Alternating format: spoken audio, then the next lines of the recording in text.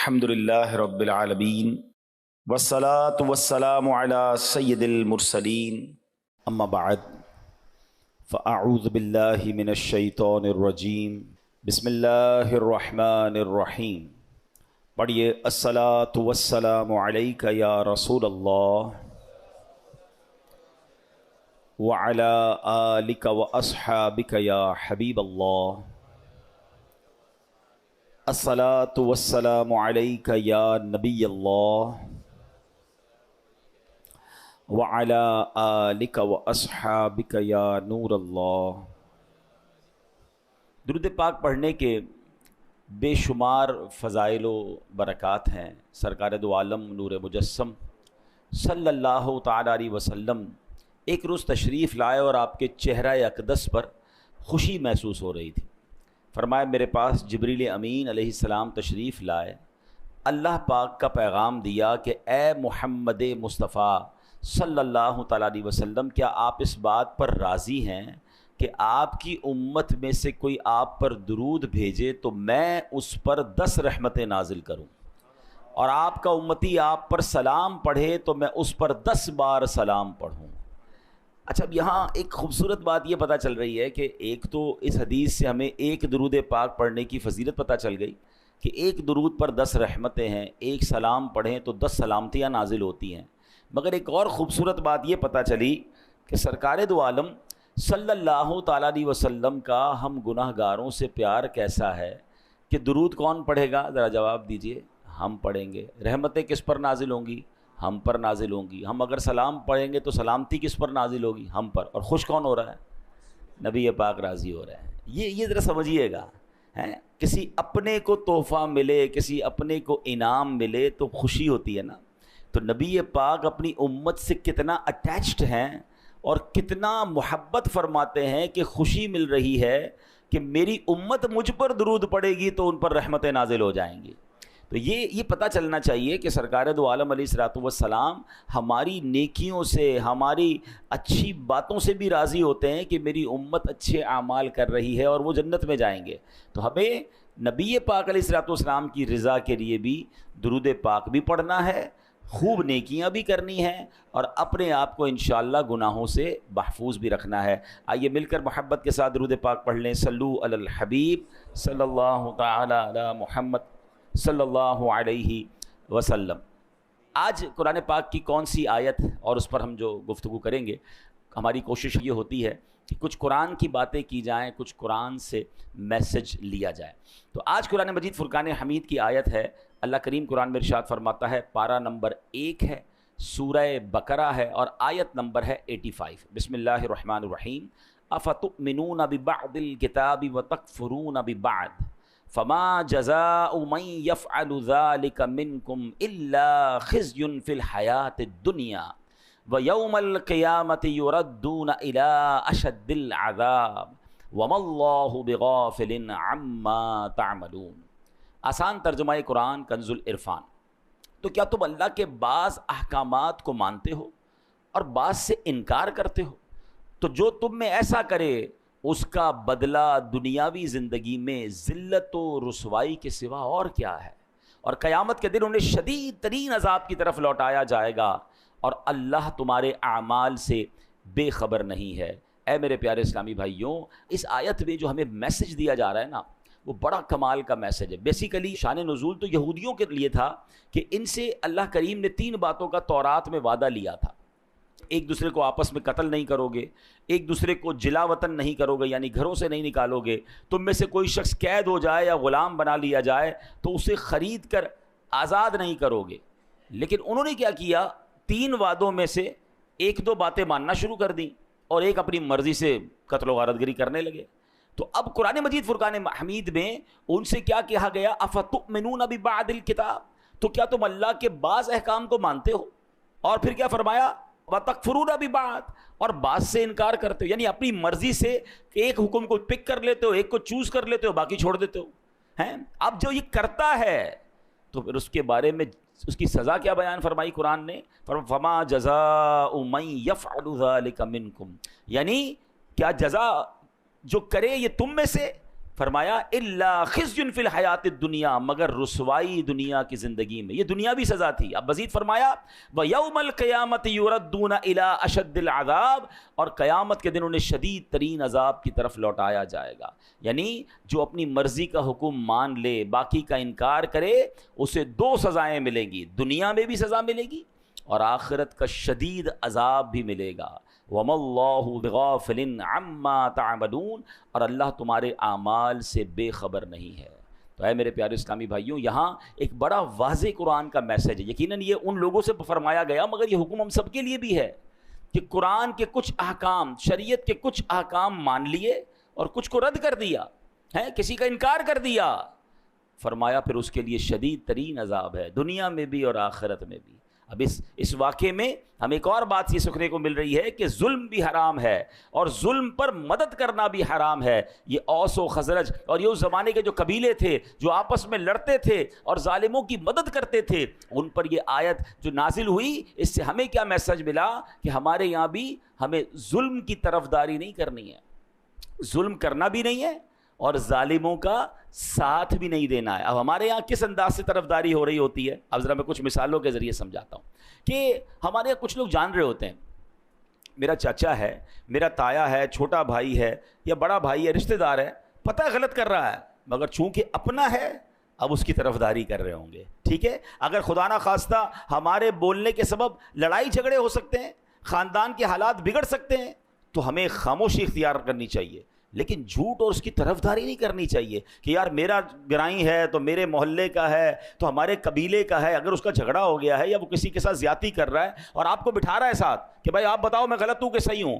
بھائی دو چیزیں ہیں، یا تو آپ کو لگتا ہے میں غلط کہوں گا تو لڑائی اور بڑھ جائے گی، یہ مجھ سے بھی لڑے گا، تو آپ خاموش ہو جائیں، مگر یہ نہ کہے کہ ہاں تم صحیح ہو، بھائی یہ میرا رشتہ دار بالکل ٹھیک کہہ رہا ہے۔ آپ کو فیصلہ انصاف کا کرنا ہے، آپ کو طرفداری ظالم کی نہیں کرنی ہے، کیونکہ یہی وہ غلطی ہے کہ کچھ قرآن کے احکام کو مان رہے ہیں اور کچھ جناب چھوڑ رہے ہیں۔ آگے سنیے، اب پارٹنر ہوتے ہیں، دو مل کر کام کر رہے ہیں، ہمیں پتہ ہے یار یہ پارٹنر ہے میرا، مگر یہ سامنے والے گاہک سے بات ٹھیک نہیں کر رہا ہے، یہ جھوٹ بول رہا ہے، یہ جھوٹ بول کے سودا بیچ رہا ہے اور اس نے ابھی سود پہ پیسے لیے ہیں یا فلاں غلط کام کیا ہے۔ ہم کہتے ہیں یار اب اس کی غلط اس کو کہیں گے تو کمپنی بیٹھ جائے گی، بیچتا تو مال بڑا اچھا ہے، جھوٹ بول کے بیچ تو آتا ہے، سودا سب سے اچھا بیچتا ہے جناب، کاروبار اس کو سمجھ بڑی ہے، کچھ بھی کر کے آئٹم بیچ کے آ جاتا ہے۔ اگر میں اس کا پارٹنر ہوں اور میں خاموش ہوں اور میں بلکہ طرفداری کر رہا ہوں، تو پھر آپ سوچیں کہ ہم کیا کر رہے ہیں۔ ہاں، ہمیں ایسے یا تو پارٹنر رکھنے نہیں چاہیے جو حرام کما رہے ہیں، کیونکہ قیامت کے دن ہم اگر اس کے پارٹنر ہیں تو اس کے حرام کاموں کا جواب بھی دینا پڑ جائے گا نا۔ بہت سارے شیئر کمپنی کے کاروبار کو جو علماء منع کرتے ہیں، اس کی ایک بڑی وجہ علماء یہ بیان کرتے ہیں کہ آپ جناب اس کمپنی میں ایک طرح سے پارٹنر بن جاتے ہیں، آپ کو کیا پتا اس کمپنی میں کیا کیا حرام ہو رہا ہے، اس کی بڑی تفصیل ہے، میں نہیں کہہ رہا سارا کام غلط یا سارا کام صحیح، آپ کسی صحیح عالم دین مفتی کے ساتھ بیٹھے تو صحیح، پارٹنر بننا آسان نہیں ہے کسی کا۔ اب اگر آپ کسی بھی چیز کے پارٹنر ہیں تو اس کے اچھے کے بھی پارٹنر ہیں، اس کے برے کے بھی پارٹنر بن گیا، تو یہ سوچنا ہوگا کہ کہیں میں غلط کام کی طرف تو نہیں جا رہا۔ اسی طرح لوگ معاذ اللہ آج کل کیا ہوتا ہے، کچہریوں میں جھوٹی گواہیاں دے رہے ہیں، اللہ اکبر، حالانکہ معلوم ہے کہ جھوٹی گواہی دے رہا ہوں، ظلم ہو رہا ہے، مگر کہیں یہ ایسا نہ ہو کہ کسی مظلوم کے ساتھ برا ہو جائے اور کسی ظالم کا فائدہ ہو جائے، تو پھر دنیا اور آخرت کے شدید عذاب کے لیے تیار رہیے۔ ایک بات یاد رکھیے کہ آپ کی لکھت سے، آپ کے کالم سے، آپ کی صحافت کی آواز سے، یا اگر آپ وکیل ہیں تو آپ کیس لیتے وقت بھی یہ دیکھیں، وکیلوں کو پتہ ہوتا ہے کہ میں جس کا کیس لے رہا ہوں یہ ظالم ہے یا مظلوم ہے، مگر اگر پیسے اچھے ملتے ہیں، اگر نام ہو رہا ہے، اگر شہرت ہو رہی ہے، تو کہتے ہیں یار ہمیں تو اپنے کیس سے مطلب ہے نا، تو کیا آپ قتل کرنے والے کو جو ہے وہ بے قصور ثابت کریں گے؟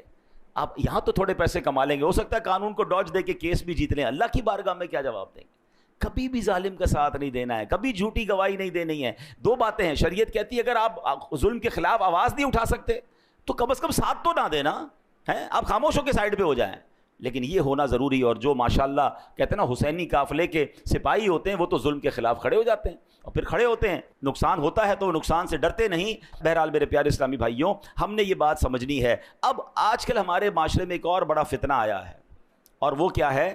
آدھی جہالت ہے، کیونکہ قرآن نے بڑا پیارا حکم دیا ہے، افتؤمنون ببعض الکتاب وتکفرون ببعض، تو کیا تم اللہ کے بعض احکام کو مانتے ہو اور بعض سے انکار کرتے ہو؟ تو اب ہوا کیا ہے، ایک بات یاد رکھیے گا، آدھا جاہل جو ہوتا ہے وہ بہت خطرناک ہوتا ہے۔ کیونکہ کچھ لوگ قرآن کی ایک دو آیتیں یاد کر کے، ایک دو حدیثیں یاد کر کے اب احکام شریعہ بیان کرنا شروع کر دیتے ہیں کہ یہ ناجائز ہے، یہ جائز ہے۔ ارے بھائی قرآن میں تو لکھا ہے، ایسا تو کر ہی نہیں سکتے۔ اب ہمارے بھولے بالے مسلمان، ہم نے بھی پورا قرآن نہیں پڑھا، ہم نے بھی علم دین حاصل نہیں کیا، اب کوئی سوشل میڈیا پر آ کر ایک قرآن کی آیت بتا کر سب کو گمراہ کر رہا ہے کہ جناب قرآن میں تو یہ حکم ہے۔ حالانکہ اگر قرآن کا حکم بیان کرنا ہے تو پورے قرآن کا مطالعہ کر کے بیان کرنا ہے۔ قرآن کی کچھ آیتوں میں ناسخ و منسوخ کے احکام ہیں، کچھ آیتیں پہلے نازل ہوئیں، کچھ بعد میں نازل ہوئیں، پہلا حکم ختم ہو گیا۔ اور جناب بعض اوقات حدیثوں میں بھی اس طرح ہوتا ہے، یہ علماء کا کام ہے کہ وہ تمام حدیثوں کا مطالعہ کر کے یا قرآن کریم کا پورا مطالعہ کر کے پھر ہمیں حکم بتاتے ہیں کہ اب حکم ہمارے لیے کیا ہے، ہم نے شریعت پر عمل کیسے کرنا ہے۔ عیسیٰ علیہ السلام کہیں تیز تیز قدم کے ساتھ جا رہے تھے، ایک شخص ملا، کہتا علی جان اتنے تیز تیز کہاں جا رہے ہیں؟ تو کہا میں نے ایک بے وقوف کو دیکھ لیا ہے، اس سے دور بھاگ رہا ہوں۔ عرض کیا علی جان آپ تو بڑے شاندار شخصیت والے ہیں، بڑی شان والے ہیں، آپ تو مردے زندہ کر لیا کرتے ہیں۔ آپ نے بڑا خوبصورت جملہ فرمایا مردے زندہ کرنا آسان ہے، بے وقوف کو سمجھانا انتہائی مشکل ہے۔ ہاں، یہ بے وقوف کی جو دوستی ہوتی ہے نا، اور بے وقوف سے اگر کوئی دین سیکھ رہا ہے تو پھر اس کا بیڑا غرق ہی ہونا ہے۔ تو پہلے یہ چیک کیجئے کہ ہم علم دین کس سے سیکھتے ہیں، ہم جس سے سیکھ رہے ہیں اس نے بھی سیکھا ہے کہ نہیں سیکھا۔ اور جمعہ 8 دن ہوئے اور جناب بیٹھ کے ہمیں سکھانا شروع کر دیا، یہ باقاعدہ ایک پوری نالج ہے، یہ پوری ایک سائنس ہے، اور قرآن فہمی یہ ہر کسی کا کام نہیں ہے۔ اب آپ ذرا غور کیجئے یہ بے وقوف کہاں تک پہنچتا ہے جب ایک قرآن کی آیت سے معاملے کو سمجھے۔ مولا علی شیر خدا کرم اللہ تعالی وجہ الکریم کی شان کا عالم کیا ہے؟ میرے آقا فرماتے میں علم کا شہر ہوں، علی اس کا دروازہ ہے۔ مولا علی وہ ہیں، نبی پاک کی حدیث میں آتا ہے کہ علی کے چہرے کو دیکھنا عبادت ہے۔ سبحان اللہ، شیر خدا کے علم دین کا اور قرآن فہمی کا عالم یہ ہے کہ آپ فرماتے اگر میں سورہ فاتحہ کی تفسیر لکھنا شروع کروں تو اتنی کتابیں لکھ دوں کہ 70 اونٹ ان کتابوں کے بوجھ سے دب جائیں، اتنی ایک سورہ فاتحہ کی تفسیر۔ اب آپ سوچیں کہ مولا علی کے قرآن فہمی کا عالم کیا ہوگا۔ مگر آپ کے دور میں ایک فرقہ نکلا جس کا نام تھا خارجی فرقہ، اس نے پتہ ہے مولا علی پر کفر کا فتویٰ لگا دیا۔ آپ غور کریں کہ جس کی شان اتنی نرالی ہے، ان بدبختوں نے شیر خدا پر کفر کا فتویٰ لگایا۔ اب وہ فتویٰ کیا تھا؟ معاملہ کیا ہوا؟ معاملہ یہ ہوا تھا کہ مولا علی شیر خدا اور حضرت امیر معاویہ رضی اللہ تعالیٰ عنہ پر کسی دینی مسئلے پر اختلاف ہو گیا۔ تو مولا علی ماشاءاللہ بڑی معاملہ فہم شخصیت ہیں، آپ نے حکمت عملی مقرر فرمائی اور ایک حکم یعنی ایک ایسا بندہ مقرر کیا جو دونوں گروہ کی بات سنے اور درمیان میں صلح کروا دے، فیصلہ ڈیسائیڈ کر دے۔ تو ایسا ہی ہوا اور انہوں نے فیصلہ سنایا اور صلح ہو گئی۔ اب ایک فرقہ تھا جو جنگ چاہتا تھا، آج بھی کچھ لوگ ایسے ہیں جو چاہتے لڑائی ہونی چاہیے، جھگڑا ہونا چاہیے، معاملہ بگڑنا چاہیے، یہ امن و امان سے مسلمان کیوں رہ رہے ہیں؟ یہ فرقے والا ادھر حملہ کرے تو یہ والا ادھر حملہ کرے۔ اچھا جناب فرقہ واریت کی لڑائی نہیں ہو رہی تو چلو بھائی خاندانی لڑائی شروع کرو، صوبائی لڑائی شروع کرو۔ ان کی جنگ میں ان کو فائدہ ہے، پرابلم کریٹ ہوتی ہے تو جناب ان کو مزہ آ رہا ہوتا ہے، تو ایسے لوگوں سے بھی بچنا ہے۔ تو مولا علی نے بڑی حکمت عملی کا مظاہرہ کیا اور صلح ہو گئی۔ اب وہ جو خارجی فرقہ تھا انہوں نے کیا کہا؟ انہوں نے کہا اللہ تو قرآن میں فرماتا ہے ان الحکم الا للہ، حکم تو صرف اللہ کا ہے۔ مولا علی نے بندے کو ثالث بنا دیا، اس کے ذریعے فیصلہ کروا دیا، یہ تو کفر ہو گیا۔ آپ دیکھیں ایک قرآن کی آیت، اس کا ایک جز، اس سے اپنی عقل سے فیصلہ کیا اور جناب شور مچانا شروع کر دیا۔ اللہ اکبر، میرے شیر خدا مولا علی کا تدبر دیکھیں، آپ کی جناب صبر کا مقام دیکھیں۔ آپ تو اس قدر عظیم ہستی ہیں کہ آپ حکم فرماتے نہ جانے کیا ہو جاتا۔ آپ نے پھر صلح کی طرف بات آگے بڑھائی۔ آپ نے جو ترجمان القرآن ہیں عبداللہ ابن عباس رضی اللہ تعالیٰ عنہ، کمال کا قرآن کا علم تھا، ان کو بھیجا کہ جا کے ذرا ان کو سمجھائیں۔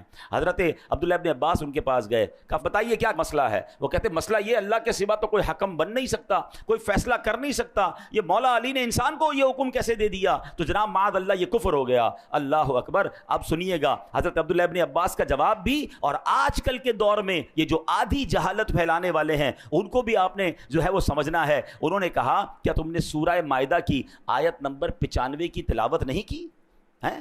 اگر حالت احرام میں، اللہ کیا فرماتا ہے؟ اگر کوئی حالت احرام میں کسی جانور کو مار دے، مثلا کسی نے خرگوش کو مار دیا، اب حکم یہ ہے کہ اس جانور کی قیمت صدقہ کرے، جس قیمت کا جانور اس نے مارا ہے احرام کی حالت میں اس کی قیمت کو صدقہ کرے۔ اب سوال یہ ہے کہ پتہ کیسے چلے کہ جناب یہ قیمت کتنی تھی جانور کی، یا خرگوش مار دیا یا کوئی بھی جانور، اس کی قیمت کیا تھی؟ اللہ قرآن میں حکم فرماتا ہے یحکم بہ ذوا عدل منکم، تم میں سے 2 معتبر آدمی اس میں فیصلہ کر لیں۔ اللہ اکبر۔ عبداللہ ابن عباس کہتے ہیں چند روپوں میں خرگوش آ جاتا ہے، اس کی قیمت ڈیسائیڈ کرنے کے لیے تاکہ آپس میں پرابلم نہ ہو 2 بندے بیٹھ کے فیصلہ کر لیں۔ اللہ اکبر۔ فرمایا بتاؤ جانور کی قیمت زیادہ یا انسانوں کی قیمت زیادہ؟ شیر خدا نے صحابہ کرام کے درمیان کوئی ڈسٹربنس نہ ہو جائے، کوئی لڑائی نہ ہو جائے، انسانی جان ضائع نہ ہو جائے، اس کے لیے کسی کو حکم بنایا کہ جناب فیصلہ کرا دیا جائے، تو اس میں کیا حرج ہے جب خرگوش کی قیمت معلوم کرنے کے لیے قرآن کہہ رہا ہے کہ جناب 2 بندے بیٹھ کر فیصلہ کر لیں کہ قیمت کیا ہے؟ تو پتہ یہ چلا ایک آیت تو پڑھی تھی، پورا قرآن نہیں پڑھا تھا، حالانکہ آگے قرآن میں اس کی ڈیفینیشن موجود ہے۔ اور یہی آج کے دور کا پرابلم ہے، اور یہاں ہماری بھی ایک کمزوری ہے کہ ہم جناب ہر کسی کی بات سننے کے عادی بن گئے، اور جب سنتے ہیں تو کنفیوز ہو جاتے ہیں۔ معاذ اللہ، اب تو لوگ غیر مسلموں کو سننے لگ گئے، جب سنتے ہیں تو کہتے ہیں یار یہ اسلام کی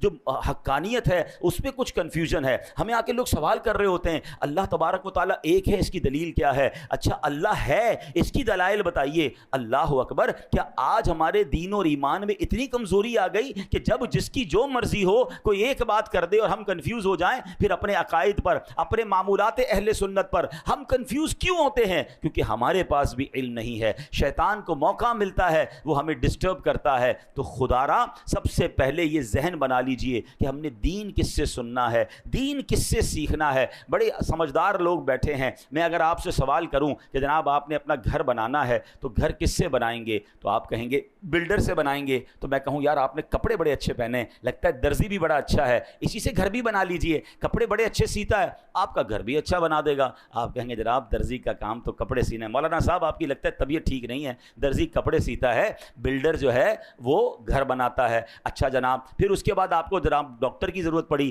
طبیعت خراب ہوئی، تو اب میں آپ کو کہوں کہ آپ ایسا کیجئے کہ آپ چپل بڑے اچھے سلوا کے لائے تھے، اسی بندے سے آپ اپنی دوائی بھی لے لیجئے۔ آپ کہیں گے لگتا ہے آج آپ نے دوائی نہیں پی ہے کہ جناب چپل سینے والا جو ہے وہ ہمیں دوائی کیسے دے گا؟ تو کمال ہے کہ دنیا کی ہر فیلڈ میں آپ اپنے لیے اس فیلڈ کا ایکسپرٹ تلاش کرتے ہیں۔ موچی سے جوتے سلواتے ہیں، درزی سے کپڑے سلواتے ہیں، ڈاکٹر سے دوائی لیتے ہیں، بلڈر سے گھر بناتے ہیں، ان کو آپس میں مکس اینڈ میچ نہیں کرتے۔ تو اب بتائیے نا دین کس سے سیکھنا چاہیے، شریعت کس سے معلوم کرنی چاہیے؟ کیا ہر اس شخص کو یہ حق حاصل ہے؟ میرا دین اتنا مظلوم ہے۔ اچھا اب ایک اور فینومینا لوگ لے کر آئے کہ جناب انٹرنیٹ پر تو ساری چیزیں موجود ہیں، اب تو اے آئی کا زمانہ ہے، سوال کیجئے جواب مل جاتا ہے۔ قرآن پاک پڑھنے کی اور جناب اس کی اتنی بڑی بڑی تفسیریں پڑھنے کی ضرورت کیا ہے؟ اور جناب پڑھنا بھی ہے تو کسی عالم کی ضرورت کیا ہے، کسی مفتی کی ضرورت کیا ہے، کسی ایکسپرٹ کی ضرورت کیا ہے؟ قرآن موجود ہے، تفسیریں موجود ہیں، ہم خود ہی مسئلہ نکال لیں گے، ہمیں علماء کی حاجت نہیں ہے۔ چلے تھوڑی دیر کے لیے آپ کی بات مان لیتے ہیں